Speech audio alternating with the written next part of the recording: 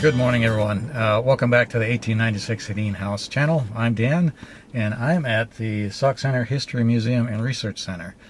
It's 20 degrees above zero here in March in Minnesota, so I thought I'd take the opportunity on this balmy morning to gather some information both on the house and the Hedin family that built the home.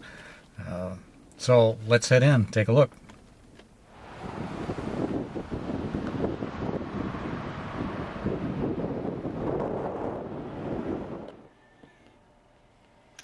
Downstairs, below the library, they have a great little city museum and archive. And I'm so grateful to the staff and volunteers in the archive. They actually had a box of materials on the Hedin and related family members, as well as a file on the house itself, as they do with a lot of the properties in town.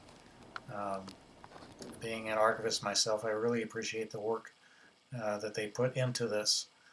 And most of this was material that could not be found online on Ancestry.com, Find a Grave, etc. But it is now.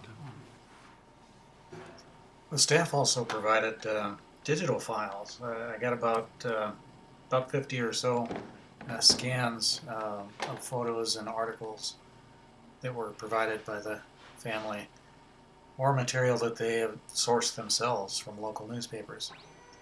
They also let me sit down at their computer and access the newspapers.com website, so I could copy really cool vintage photos about the family, especially Mr. Hedin's shoe store. He's a gentleman that built my house.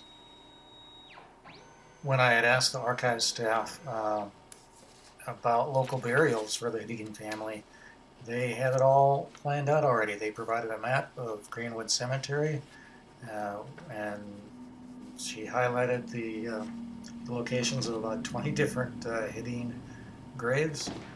So I went out, got photos of all the headstones. That'll probably be a future video once the snow melts.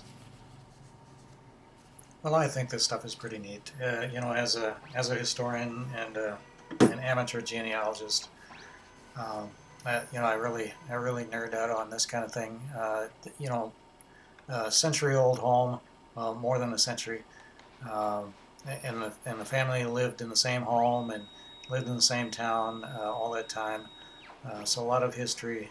I'd love to post more genealogy-related materials if you think it's interesting.